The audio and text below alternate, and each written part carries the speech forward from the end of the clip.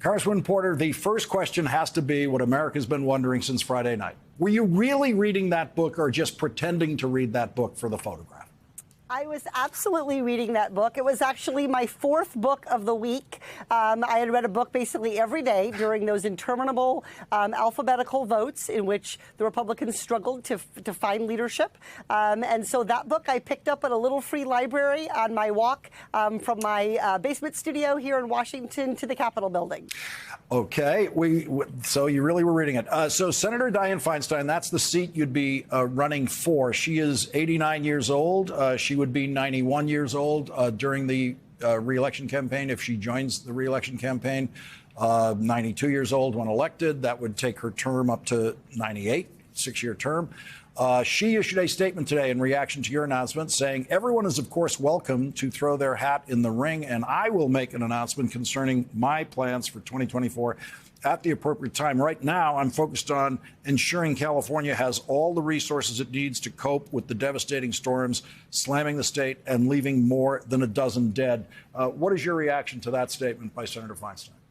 Well, I would echo what Senator Feinstein said. I think she's exactly right. This should be a race in which there are different people stepping up, and Californians get to decide who represents them in the U.S. Senate. Dianne Feinstein is a trailblazer, and the path that she has created for women in politics is one that I was able to follow right to the House of Representatives, and she has accomplished a lot, and I look forward to following in her footsteps to represent California in the U.S. Senate. I also want to echo what Senator Feinstein said about the terrible storms that are ravaging California right now. But those storms really illustrate what's at stake.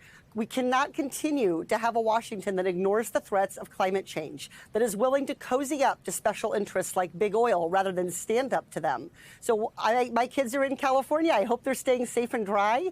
And my thoughts are with the first responders and all of the people who are suffering and having to bunker down and be safe. But this is what's at stake in this race. Are we going to have a Senate that stands up to problems like climate change, that understands that our future is under attack? You are already being criticized by some Democrats in California Democrats who could be rivals to you in this campaign for announcing in the middle of this storm, saying that that's an inappropriate time when California is being battered this way to announce a campaign like this. Well, as I just said, those storms, which are going to keep coming in the next few days, in the next few months, in the next years, are a result of us ignoring problems for too long in Washington, decade after decade of not being willing to fight for our environment, of not being willing to understand that climate change is real. So I think it's important that we understand the storms illustrate that we do not live in typical times. In my 3 terms in the House, I was sworn in the first time in the longest shutdown in government history, the second time during an insurrection, and the third time 15 votes to try to find a leader of the House. Washington's broken, and we're seeing the effects in California right now of that broken system. So while my heart goes out to everyone in California, and I am watching and supporting our local officials, our transit workers, our first responders, everybody who's helping right now, we need to send people to Washington who are going to solve problems like this. That's the best thing we can do to ensure California and the country are safe going forward. You know, it's very common for sitting senators who are choosing not to run in the next election cycle to announce immediately after the election that we just had. I know the senator I worked for, New York Senator Daniel Patrick Moynihan, he announced that he would not run for re-election on November 7th of 1998, meaning he wouldn't run in 2000. He announced it the full 2 years ahead of time, immediately after the previous election, and so that any candidates thinking of running for it could use the full time they need in an extremely expensive state like that to mount a campaign. The campaign was eventually mounted by Hillary Clinton, who won that seat. What do you say to voters, though, who don't think about the challenges of running in the biggest state in the union with the most television markets of any state in the union, the most expensive place to run anywhere in America? What do you say to voters who are exhausted by the politics of the last election, that here you are, as far as in their sense of it, immediately announcing the campaign for another election? I think Californians and Americans understand that Washington isn't delivering for them.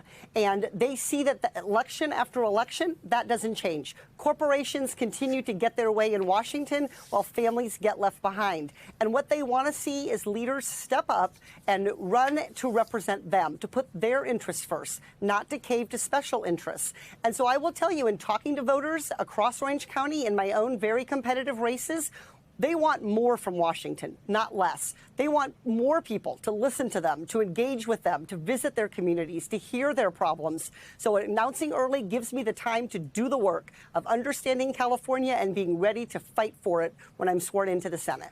Quickly before we go, let me ask you a current House business question that I just asked Congressman Goldman.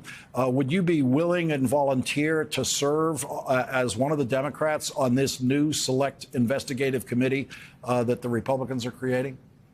Well, I'm always willing to step up and serve when asked, but I will tell you I'm very, very excited about the work that we're going to have to do on the Oversight Committee. That will be a full-time assignment, I think, as well. I'm going to continue my work on the House Natural Resources Committee, but of course, I am always willing to step up and help my colleagues, help Democrats, help Americans get the government that they deserve. Congresswoman Katie Porter, hoping to become Senator Katie Porter. Thank you very much for joining us tonight.